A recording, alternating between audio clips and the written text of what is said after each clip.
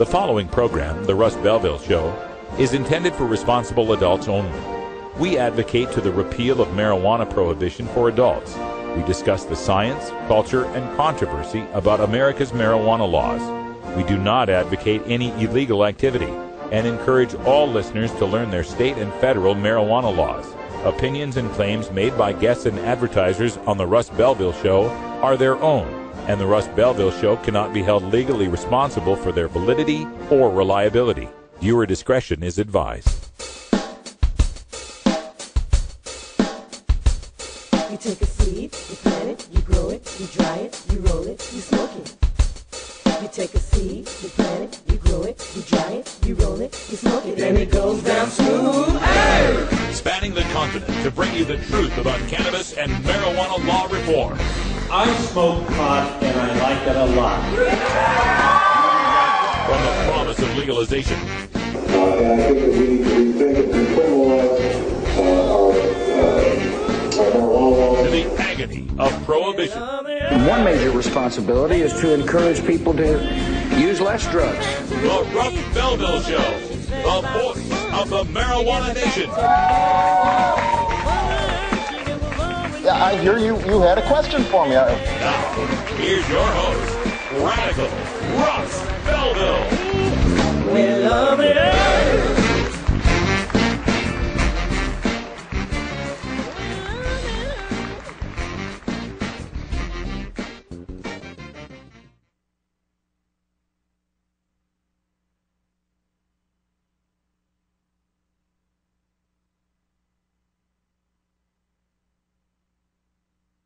Well, it looks like there's a slight communication problem with Russ.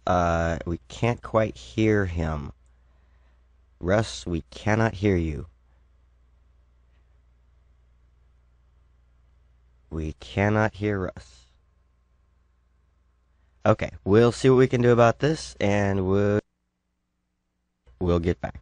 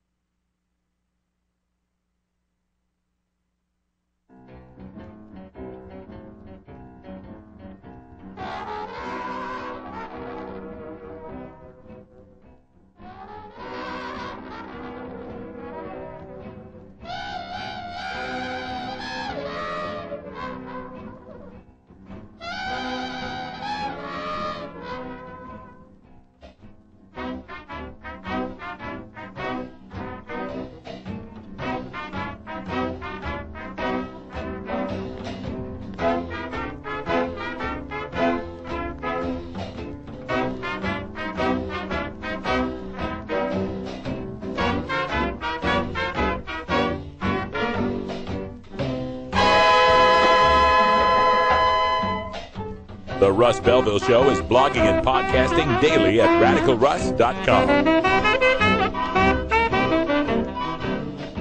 The law offices of Omar Figueroa would like to remind you to stand up for your rights. Please do not give up your precious liberties. There's nothing wrong with standing up for our constitutional rights, and in fact, it's the only way to honor the Constitution that recognizes our natural rights. Treat law enforcement with respect and respect the Constitution by standing up for your rights. If you are detained or arrested, stand up for your rights by repeating, "I respectfully invoke all my legal and constitutional rights. I do not consent to any search and seizure. I want to remain silent, and I want to speak to my attorney, Omar Figueroa." Omar Figueroa has more than a decade of experience in federal and California courts and graduated from Yale University, Stanford Law School, and Trial Lawyers College. Please contact the law offices of Omar Figueroa at 415-489-0420 or 707-829-0215, or on the web at www.omarfigueroa.com.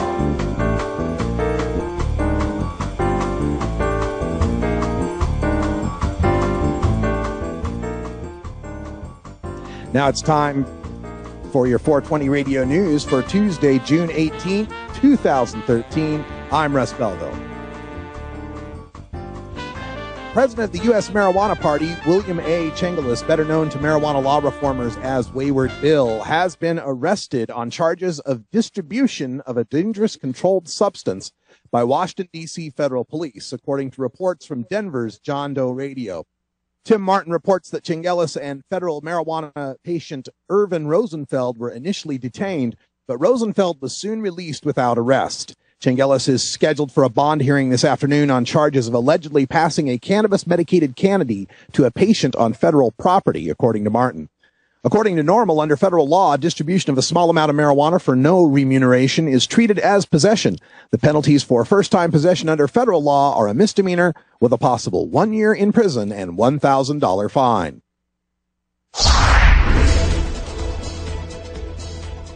Oregon Attorney General Ellen Rosenblum endorses bill legalizing medical marijuana outlets. This from OregonLive.com. A bill that would legalize medical marijuana retail outlets in Oregon has snagged a high-profile endorsement. Attorney General Ellen Rosenblum.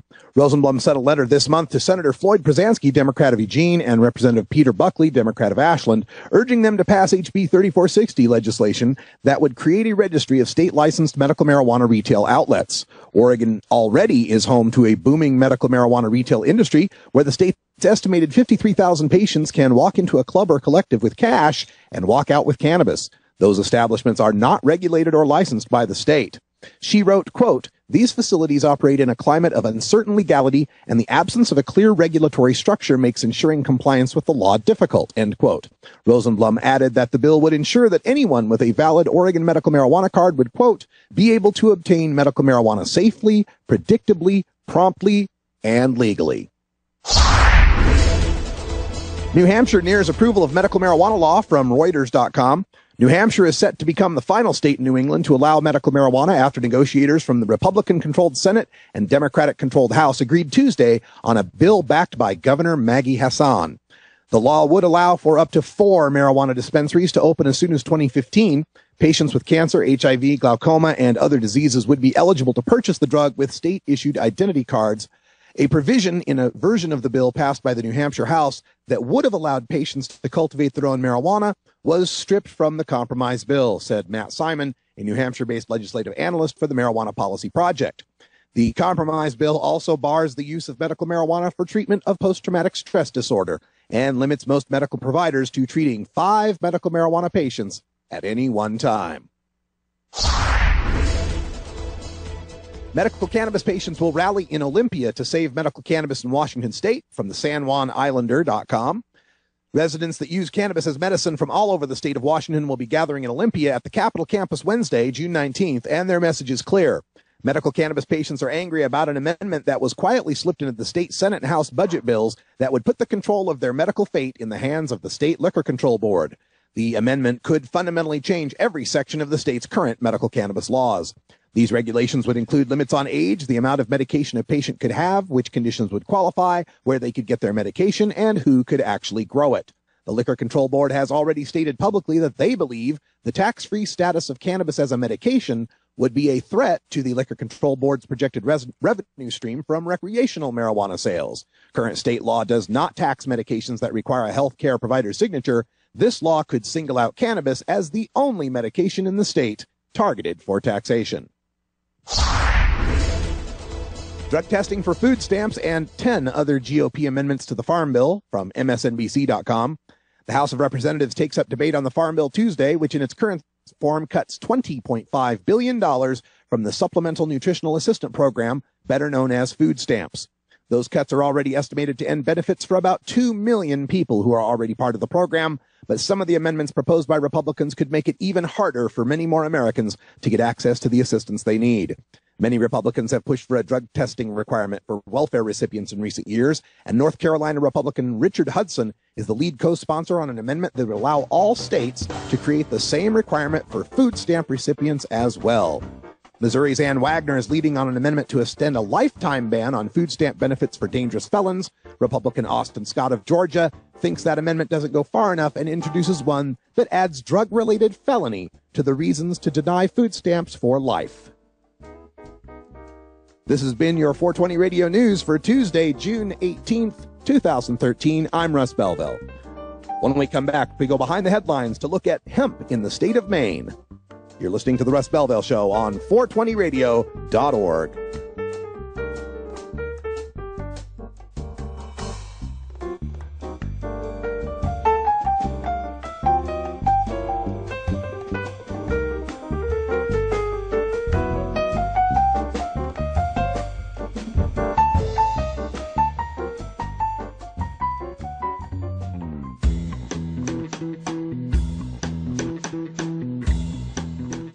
Is medical marijuana right for you?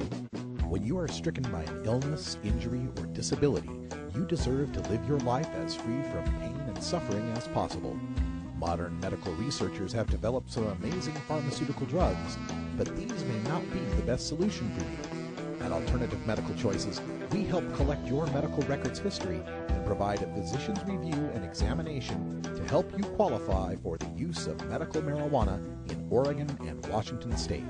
Call 971-270-0262 or visit altmedchoices.com for more information and to schedule an appointment today. Alternative Medical Choices, because you deserve the best in healthcare.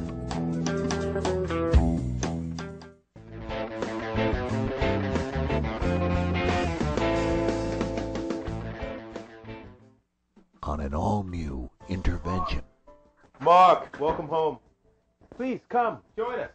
Mark hasn't smoked weed in about 10 days, and I'm worried about him. I can't watch him destroy himself. I'm fine, okay? This is none of your business. Shh. Come, Mark. We're only here because we care. I'm in control. That's what they don't get, is that I can start smoking weed anytime that I want to. I just don't feel like it right now. At first he was, just skipping a day here and there. But then it got more and more consistent, and then he just wasn't smoking any weed at all. Mark, we haven't smoked a joint together in like 3 weeks, man. I don't know who you are anymore. Your short-term memory is incredible. I just can't sit back and watch someone destroy their own lives with horrible decisions. See you guys. Stupid, I'm getting out of here.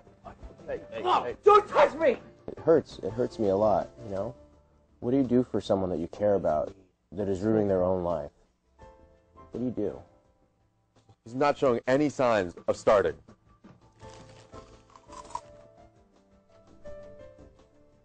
Intervention on A&E.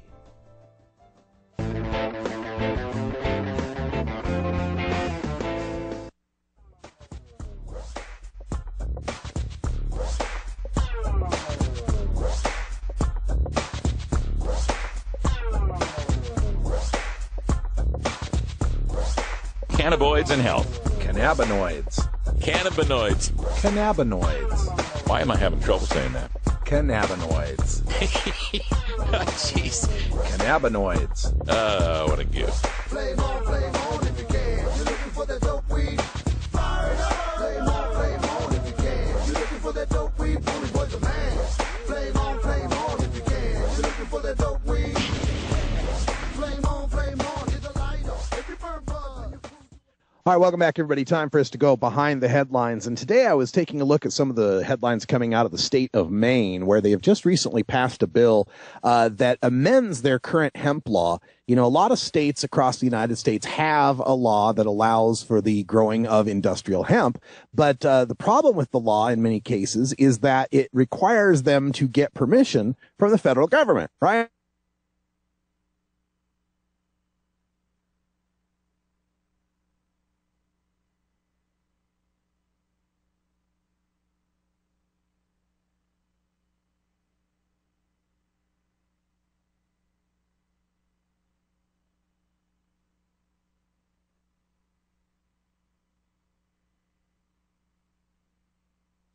Well, it looks like we're having some technical difficulties with the call. We're going to try and get Russ back on the line here for this segment. Just bear with us.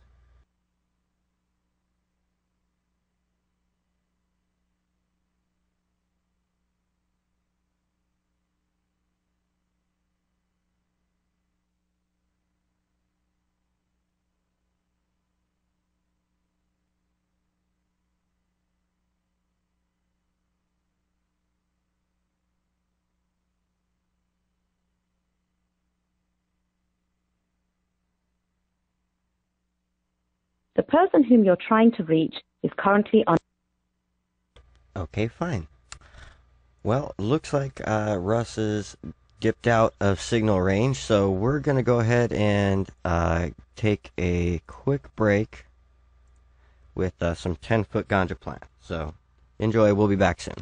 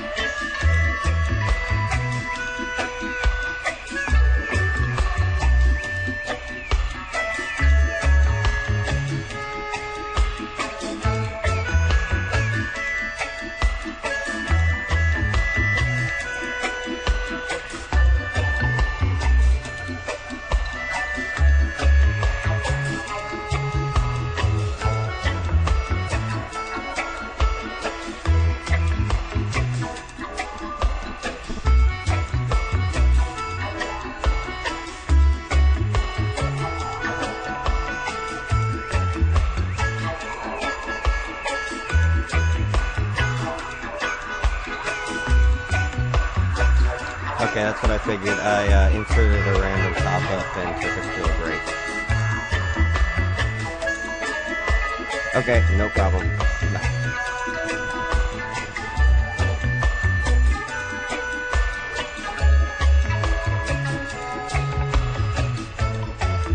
The person whom you're trying to reach is currently unavailable. Please leave a message.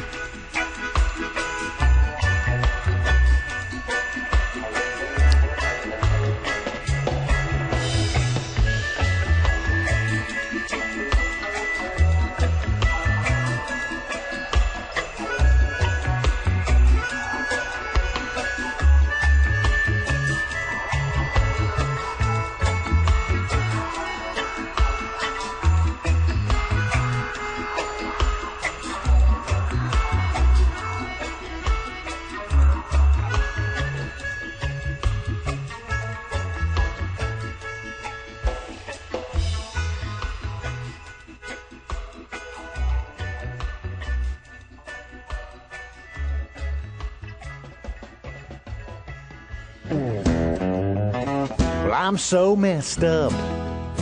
What do I do? Or should I call a taxi cab or risk a DIU? This won't be the first time that I've had to choose. I'm so messed up. What do I do? She's got buck teeth. She's got big bones. That's some Chief Greenbud there with I'm so messed up. Kind of like our internet connection with Russ at the moment. That's what happens when you're out on the road sometimes. But we'll get Russ back as soon as we can. Enjoy a little bit of music, and then we'll have a nice break here soon. When I do those shots, I don't know when to stop. Judge not, dear friend, it ain't my fault. I prefer the reefer to that demon alcohol. Sometimes I can't help myself. Jack Daniel's got the fruit. I'm so messed up.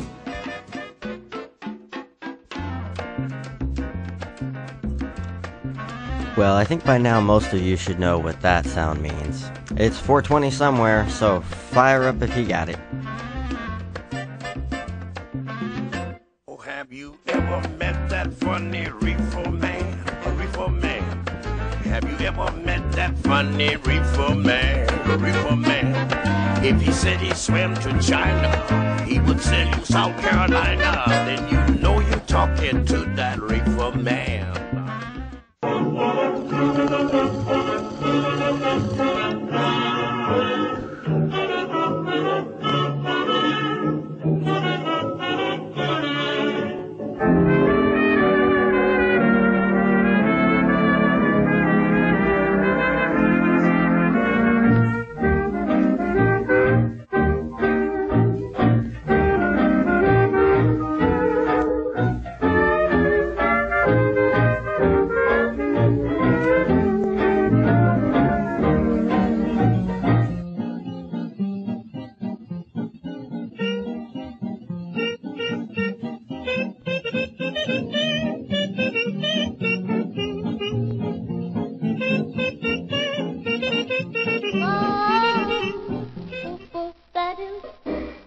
I wanna be kissed by you, just you, and nobody else but you. I wanna be kissed by you alone. Papa, I couldn't aspire to anything higher than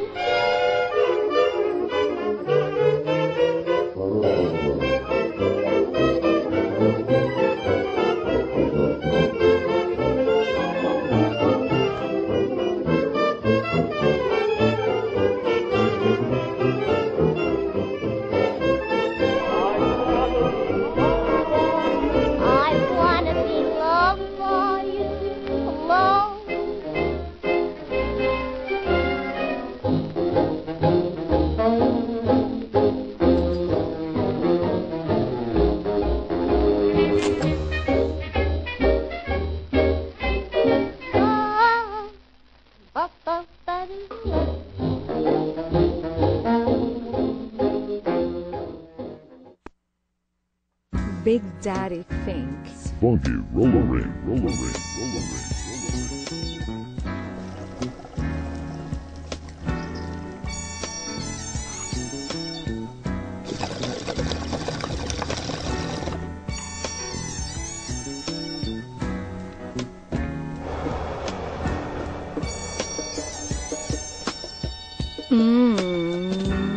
I like it. My life, my life, my life, my life in the sunshine. Everybody loves the sunshine.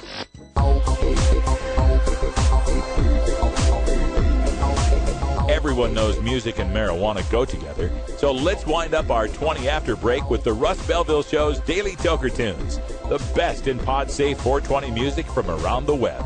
Today is Electric Tuesday, featuring the latest in electronic dance music and other cutting-edge genres. You can get downloads and more information about all our Daily Toker Tunes by visiting music.radicalruss.com. Now, sit back and enjoy your Daily Toker Tune. Okay, well, thank you, Brian, for taking care of things there. We had the internet crap out on us here. You there, Brian? Yeah, I was just, I noticed I missed a call from Bacon Dan on my cell phone, so I'm not sure if he's going to be calling in. I'm going to try and get him on the line for us real quick to get the intro for this Daily Toker Tune. All right, and my apologies to folks. We were out here on a Verizon wireless connection that was doing just fine, and then it did its whole you're connected but you're not on the internet thing. It's like, well, thank you for that. So we had to drop off of that. We're trying to get back on T-Mobile now as far as bringing this connection, but apparently not giving us enough strength for video. So we're going audio only here. Hey, Bacon Dan. Hey. We're here ready for our intro for our Daily Toker Tune, bud. Oh, perfect.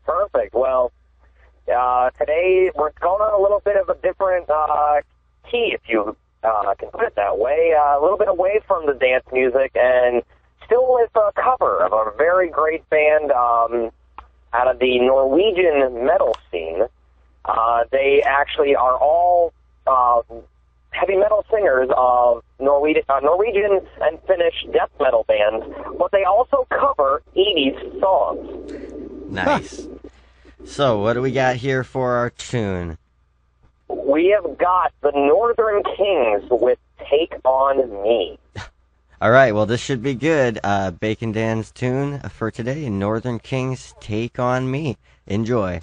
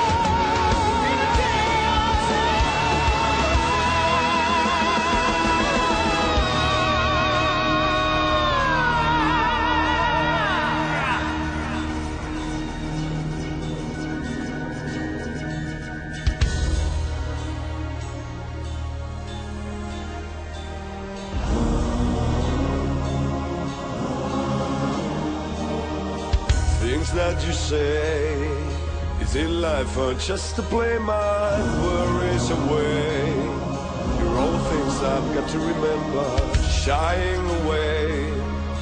I'll be coming for you anyway. Take on me.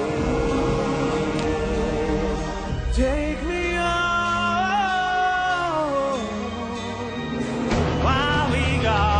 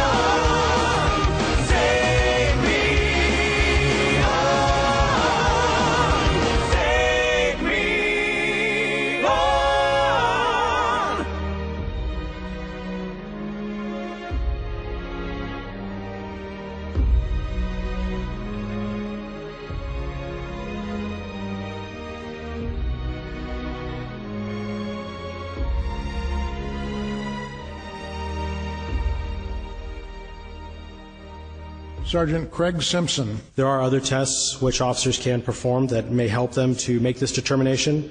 Tests such as one called lack of convergence, which looks to see whether or not a person is able to cross their eyes. Marijuana is a drug that prevents a person from being able to cross their eyes. Interestingly, it is the only drug category that doesn't allow a person to cross their eyes and also does not allow the person to exhibit a jerkiness of their eye. So it's a unique drug in that sense that is the only one to provide that influence. There is a peaceful solution called a peace revolution. And now let's take back America. Hi, this is Willie Nelson. Like millions of freedom-loving Americans, I'm a marijuana smoker, and I don't think that should be any of the government's business. There's absolutely nothing wrong with the responsible use of marijuana. The next time you light up, take the time to let your elected officials know how you feel. It's time we legalize marijuana and stop treating marijuana smokers like criminals. For more information on how you can help legalize marijuana, please contact NORML at norml.org.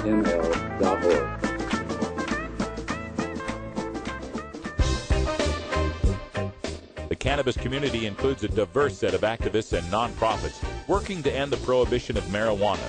We take the time to hear the stories of reform on the Russ Belville Show's Cannabis Community Chat.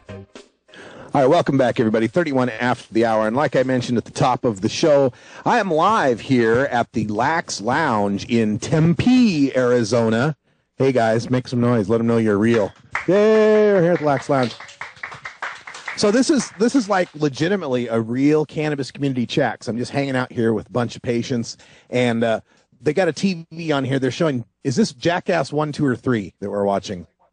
2.5. Oh, see, that's how out of touch I am, man. So we're watching Jackass 2.5. Good stuff here, and just hanging out with the crew. I got to meet, and I don't know how much anybody wants to be identified, but we're only on audio, so nobody can see you as to what's going on. Johnny's cool, right? All right, Johnny Roor is here. We'll give him a mic first here. Johnny and I met last night. How you doing, Johnny? I'm good, Russ. How you doing? Thanks to you, I'm fantastic. Well, thanks for having us be a part of the show. We were talking last night about how Arizona's kind of got this parallel system going on where there's like, people that register and go to the state dispensaries, and then there's the other side. Tell the audience, what we were talking about last night as far as that difference. Well, as far as the state regulated dispensaries go, they have a system installed online where you can go check for patient identification. Right. You make sure that patient's legal and they actually have their card and everything is legal. Right. They report what you purchase through online. So every 2 weeks you can only have, or every 2 weeks. Yeah, it's 2.5 ounces that you can have. Similar to what they put in the air. They put that just in the Illinois bill too. So this is happening in other states. Yes, but there's also there's the patient to patient that you can do as long as you don't receive any reimbursement. Right. We are legally allowed to give each other medicine. Right. And since you're out of state and we accept out of state recs, I can legally give you medicine. And Arizona's one of the few states that does that too, that has reciprocity. We're pretty lucky as long as that. So is the 2.5 ounce limit, is that even if you're not, if you're going patient to patient, does that apply?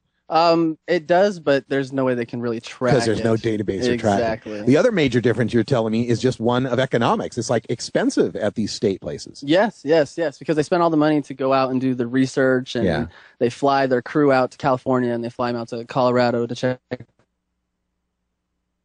out those dispensaries, and they spend all the money to put them up in hotels, and I'm sure they fly nice, and they're not staying at Motel 6s, and all the patients have to pay for that cost. And what's the cost per year? $70 an eighth is the going rate for good flowers. Wow. Yeah, and they grow it all themselves, so that they're not paying for it. They're not taking taxes on it. They're taking the tax from the state, but sure, it's pretty cheap for them to produce it. Yet they charge an arm and a leg to patients who are really sick. Most of them who don't have, who can't work normal jobs and who can't supply or can't afford that kind of expensive medicine. Yeah.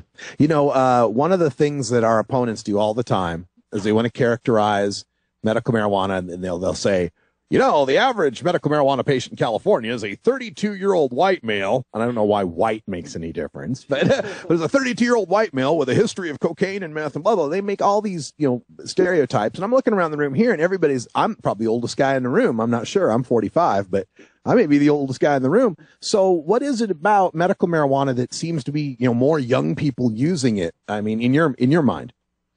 Well, half of them, it's a way of around the legal system, of course. Yeah. Not to worry about ending up in jail for, enjoying, something that's naturally grown from the ground. Sure. And it's just safe, Right. It's peace of mind, and everybody uses it for medicinal reason, whether it's recognized by the state or not.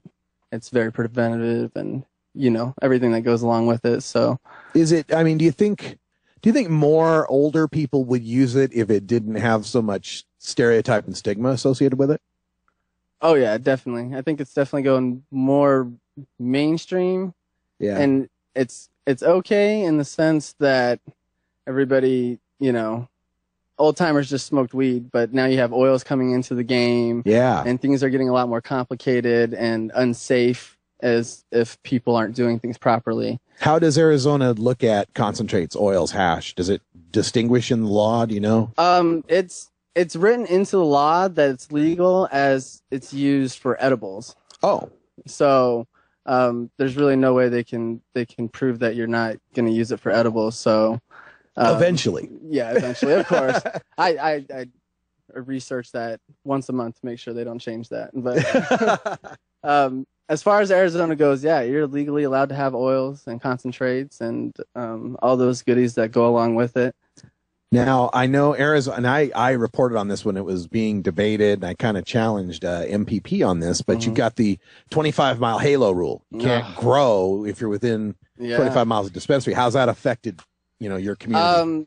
As far as patients go, if you had your card before they enacted that rule, yeah, you were grandfathered in until your card had to be renewed. Right. So until everybody had to renew, nobody really had a problem with it because everybody could still have their plan. Then all of a sudden, cards start tripping. You're like, oh, wait a minute, year comes up this and, sucks. Yeah, exactly. So you find patients will move out of the 25-mile radius just to keep their grow. I mean, the way that the law works, though, too, is the caregiver can be within the 25-mile radius, and they can legally grow for their patient, but the patient has to be outside of that 25-mile boundary.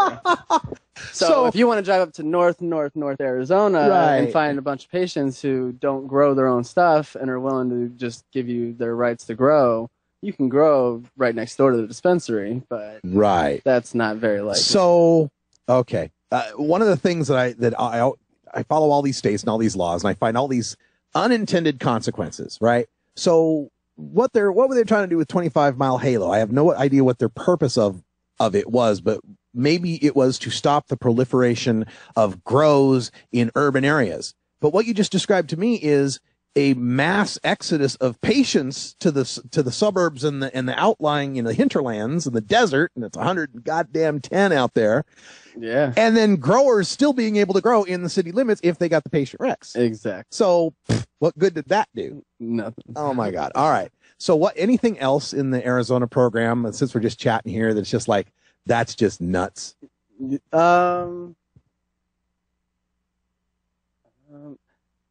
The accepting out-of-state recs, I hear, is pretty.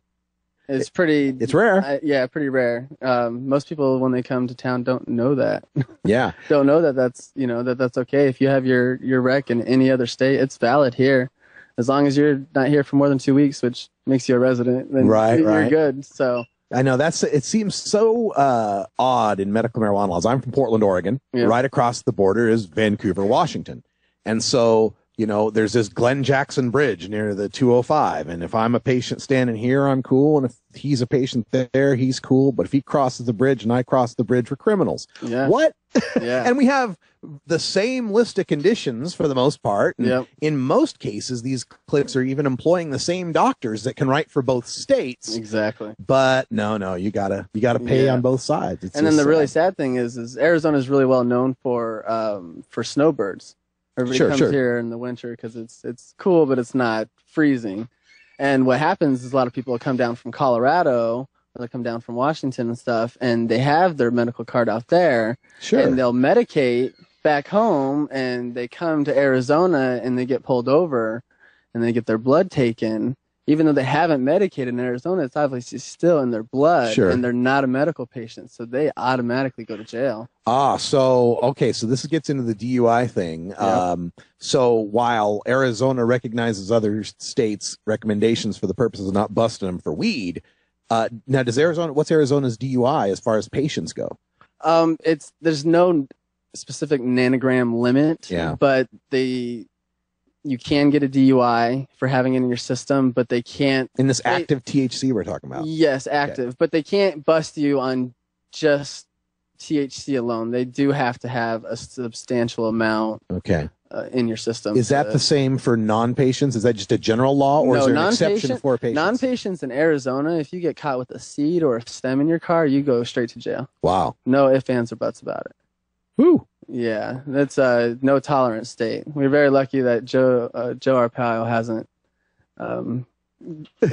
gone nuts on us for the medical marijuana. We've been very fortunate. Yeah, so we are in Sheriff Joe's domain. Sir, we are. You know, I think I'm illegal under Sheriff Joe's. Just my blood itself is probably. You probably clip my toenails, and there's some controlled substance. You're going to jail.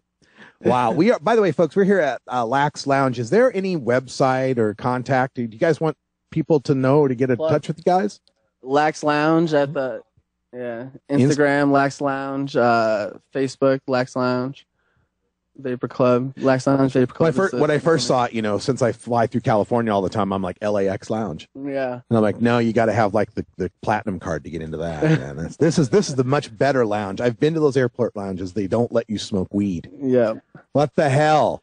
What credit limit do I have to be able to smoke weed in this damn place? All right. The Lax Lounge is also no cover. Come and enjoy your medicine. Bring in your own, your own devices to enjoy your medicine with. Hang out with your buddies. And welcoming to pool. patients from any state. Yes, sir. As I can exactly. attest. As long as we can verify your rec, we're good to go. All right. Well, this is Lax Lounge. We are in Tempe, Arizona. We are inside where it's cool and humans can actually live. And when we come back, we're going to have a little bit of time for a radical rant. I've got a story out of Montana that is just the ratio of reefer madness to words per paragraph is just incredible. I don't even know if 15 minutes will be enough time to debunk it. So we will take a shot at this. And you should check out the comments on this page. I will get it posted on the blog here pretty soon, but it's pretty amazing. There's some hardcore drug prohibitionists up there in Montana in the replies. Interesting how they can't have a reply without calling you a name, though. They got to say stoner or pothead. They got to call you names. But when we come back, we'll get to that. You're listening to the Russ Belville Show on 420radio.org. We're live in Arizona.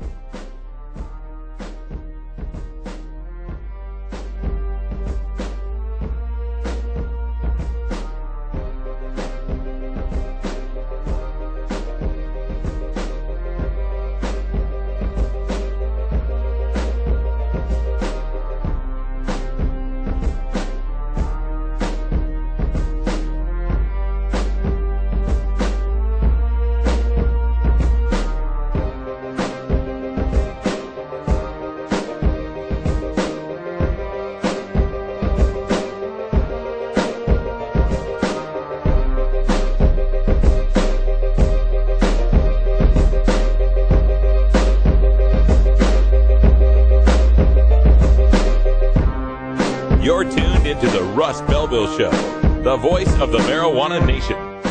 Greatest threats to liberty has been the government taking people's liberty for things that people are in favor of. The Pew Research Group shows that 52% of Americans think marijuana should not be illegal. And yet there are people in jail, and your Justice Department is continuing to put people in jail for sale and use, on occasion, of marijuana. That's something the American public has finally caught up with. It was a cultural lag, and it's been an injustice for 40 years in this country to take people's liberty for something that was similar to alcohol.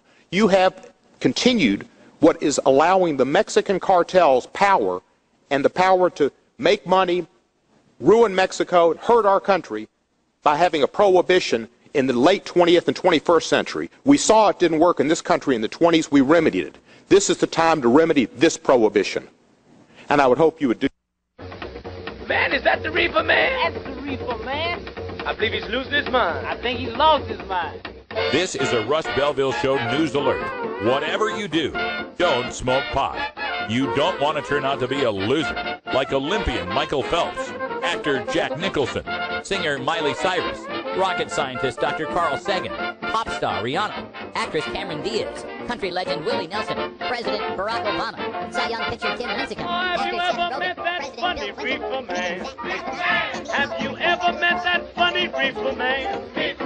If he says he swam to China and sell you South Carolina, then you know you're talking to that reefer man. and over 100 million other Americans. Have you ever met funny reefer man? If he says he walks the ocean, anytime he takes a notion, then you know you're talking to. You want answers? I'm as mad as hell, and I'm not going to take this anymore. You want answers? You have offended my family. I think I'm entitled. You want answers? I want the truth. And you have offended a Shaolin temple. You can't handle the truth. Surely you can't be serious. I am serious. And don't call me Shirley. Radical rant. All right, the latest bit of Reefer Madness is coming out of the state of Montana. There's an article up. It's entitled Pot, More Dangerous Than You Know. And it's written by Pat Prendergast, who is the president of the Butte Cares, which is, I imagine, a rehab, and has 20 years of voluntary work experience in abuse prevention. And I just wanted to run down this because it's kind of a nice template. If you've got any of these Reefer Mad editorials in your newspaper, this will provide you a lot of the ammunition you need to take it down. So Pat begins by saying, there is no scientific basis for using smoked marijuana as medicine. No scientific sound studies supporting the medical use of marijuana for treatment in the United States, and no animal or human data supporting the safety and efficacy of marijuana for general medical use, blah, blah, blah, blah. The Food and Drug Administration ruled that smoked marijuana does not meet the modern standards of medicine in the United States, not approved or endorsed by the FDA, the AMA, the MS Society, the Glaucoma Society, the Ophthalmological Society, the Cancer Society, the Pediatric Society. The National Academy of Sciences Institute of Medicine has concluded that smoked marijuana should not be recommended for medical use. All right, class. Here's the first part you can divulge from all of this. Notice the constant use of smoked marijuana. Always has to be smoked marijuana, because if you start talking about vaporized, using in tinctures, using in edibles, a lot of the harms that those organizations are against go away. The AMA's got a problem with smoking. It's the smoke. It's the ingestion of the burning carbon in your lungs they got a problem with. The cannabis themselves, in the same reports they're referred to the need to move it out of Schedule 1 and to develop more scientific studies on the efficacy of it, because there's clearly medical use. And the FDA argument, oh, no, safe as Vioxx. Yeah, the FDA has said a whole bunch of things are safe that end up killing a whole bunch of people. You ever see those ads on TV, usually late at night, from the law firm of Dewey, Cheatham and Howe, and they're coming out and they're saying, have you been injured by Avendia? Call our law firm, because there's a class action lawsuit because a whole bunch of people got injured by that drug. You cannot say that of marijuana. All right, let's get to point number 2. Marijuana has over 500 components, THC, CBD, etc. I love that. Out of 500, we named 2 that are medical and non-toxic. Thank you. But it has over 500 components. Well, you know, lead has 1 component, and it'll kill you. What difference does it matter how many components it has? It matters whether it's actually harmful. She goes on to say that it's been proven to increase the risk of cancer, lung damage, and poor pregnancy outcomes. Absolutely false. Actually, the Tashkin study, Dr. Donald Tashkin, a pulmonologist at the University of California, Los Angeles, studied this for 30 years, trying to prove that it caused cancer, and had to admit, look, it doesn't cause cancer. Not only does it not cause cancer, pot smokers seem to get less cancer of the lungs. How's that? Amazing. And the poor pregnancy outcomes, excuse me, Willie Nelson has like 7 kids. Tommy Chong's got 7 kids. Willie Nelson's got 9 kids. Bob Marley's got 11 kids. They all turned out just fine. If it was such poor pregnancy outcomes, we wouldn't have Rastafarians anymore. Get real here. All right. What else do we got? Oh, and by the way, this carcinogenic thing, you're going to hear about this. They're going to say, oh, marijuana is carcinogenic. No, the smoke of marijuana is carcinogenic because any burning carbon gives off a carcinogen. The question is is it causing cancer? Carcinogens don't necessarily cause cancer when they are counteracted by things like THC and CBD. We don't see cancer rates developing from people that use cannabis alone. Here's a simple analogy. Water contains an explosive gas called hydrogen, and the oxygen all flame needs to burn, but nobody considers water to be flammable or explosive. All right, let's get to these next ones. The use of marijuana under the guise of medicine has led to numerous problems. Affected youth drug use patterns. Wrong. Sorry, just a new study just came out to back up one that was in 2012 and another one from 2004, showing that the states that had legalized the medical use of marijuana had no appreciable change in the youth rates of marijuana or other drug use when you account for factors that include the rising drug use rates of the states that didn't have medical marijuana laws. A direct correlation between medical marijuana and decrease in perception of harm and social disapproval. Gee, what a surprise! When people aren't told that it's going to lead you to heroin and cause man boobs, and then they learn that it's a medicine that helps sick people, they don't think it's as harmful and they don't disapprove of it as much. Gee, what a surprise. All right, let's see. Oh, here's the good one. WOTC. What about the children? Individuals who begin using the drug in their teens have approximately a 1 in 6 chance of developing marijuana dependence. Now, think about that stat for a moment. Imagine wave after wave of teenagers. In the words of Matthew McConaughey from Dazed and Confused, I get older, they stay the same age, right? But wave after wave of senior class coming through, and 1 out of 6 of them allegedly is going to become a marijuana addict. Wouldn't the streets be teeming with marijuana addicts by now? When in actuality, if you look at the demographics of marijuana smoking, it is a bell curve that pops up between 15 and 18. It declines rapidly from 22 to 25 and then levels out from age 30 on. Why does that bubble not continue to travel through the demographics? Because most people that smoke pot not only don't go on to use harder drugs, they don't go on to use marijuana very much. All right, what do we got here? Addiction rates among 12 to 17-year-olds are the highest levels nationally in the states that have medical marijuana programs.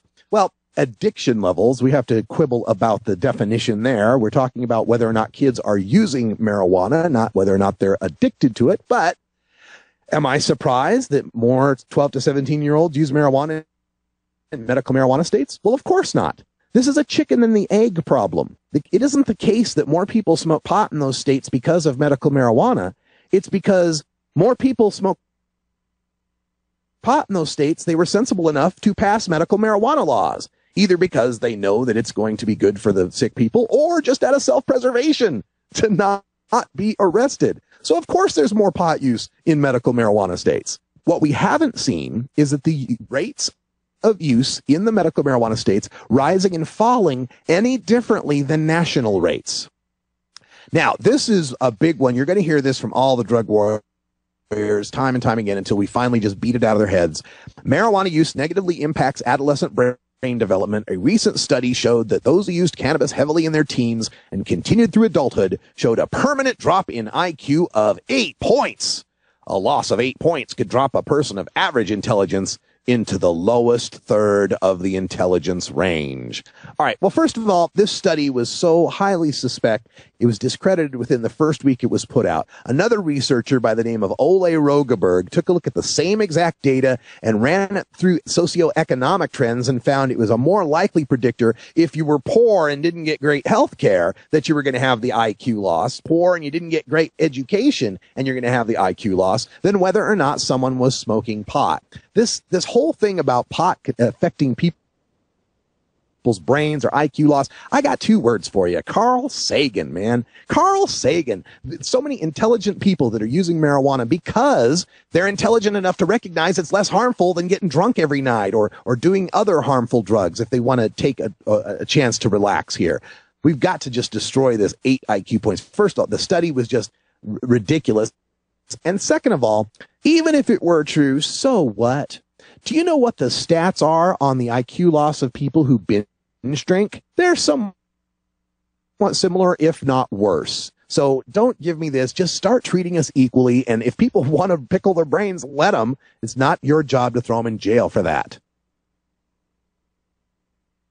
Now, this next point, and again, we're looking over this. This is in the Montana Standard. It's called Pot More Dangerous Than You Know. And they've got this one here that says, that medical marijuana could negatively impact employability. More than 6,000 companies nationwide and scores of industries and professions require a pre-employment drug test. So, you shouldn't take this medicine because it might affect your ability to get a job because companies are allowed to discriminate against you. That's not an argument against medical marijuana. That's an argument against pre-employment drug testing. When are we going to get back to the idea of judging people by the content of their character, not the color of their skin? I mean, the content of their urine. It's the same idea here. We are prejudicially discriminating against good, law-abiding people merely because they choose marijuana over Marlboros or martinis. All right. States that have fully implemented medical marijuana programs to include dispensaries are experiencing public safety issues. Yeah, I know. I'm terrified. I'm sitting here at a medical marijuana outlet, and the fear of crime right now is overwhelming. I can hardly stop shaking because it's so dangerous here. Dude, driving up here, I wouldn't even known this was like, business park or something, man. These arguments, that's why I like doing these shows from these places and taking some video, because it just destroys all their notions of it's so bad and dangerous. We're just hanging out in a lounge. All right, let's see. The total overall cost of substance abuse in the U.S., including loss of productivity, health, and crime-related costs, exceeds $600 billion annually.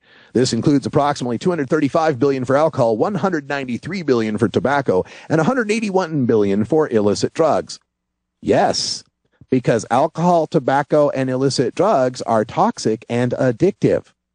First of all, you're not going to give me any argument about loss of productivity for marijuana smokers when every company I've ever worked at allowed cigarette smokers a break every 2 hours for 15 minutes to go out and get their nicotine fix. I don't see that happening for weed anytime soon. I also know that most of the pot smokers I ever worked with arrived early and left late at most jobs, worked harder than most of the people there. Tired of that discrimination. And this idea, this is the Sabbath conjecture, that we can't possibly tax something because if we did, it's just going to cost more in public health. Well, guess what? Marijuana's already here. If there are any costs from it, we're paying them now. If there is any productivity loss, it's happening now. It's not like legalizing marijuana invents marijuana. It just takes it out of the shadows, that's all. So if we're already paying a cost and adding to that by spending money on prohibition, why not take that out of the equation, bring some tax money in, and maybe try and make a profit at this thing? Because I know plenty of people that make a profit on marijuana. It just doesn't go into the public good. It buys a new Xbox game. It puts rims on the car. It buys gold-plated AK-47s for Mexican terrorists. That's what illegal marijuana does. Let's end this. Let's get to legalizing marijuana, treating adults like adults. Here in Arizona, they're doing it. They dropped a legalization initiative. I know they're working hard on that. Support that at Smart Arizona if you can. I think that's their name. Safer Arizona. Safe, sensible, smarter, compassionate Arizona. Whatever they are. Safer Arizona. That's all the time we got here for Hour 1. Thanks for joining us here on the Russ Belville Show, live from Lax Lounge in Tempe, Arizona. Check them out on Facebook. Stay tuned for Hour 2. We're going to hang out, chat a little more. I'll get back to my Behind the Headlines on hemp. And for Brian the Red out there in Portland, Oregon, I'm Radical Russ. Thanks for joining us. And until next time, take care of each other, tokers.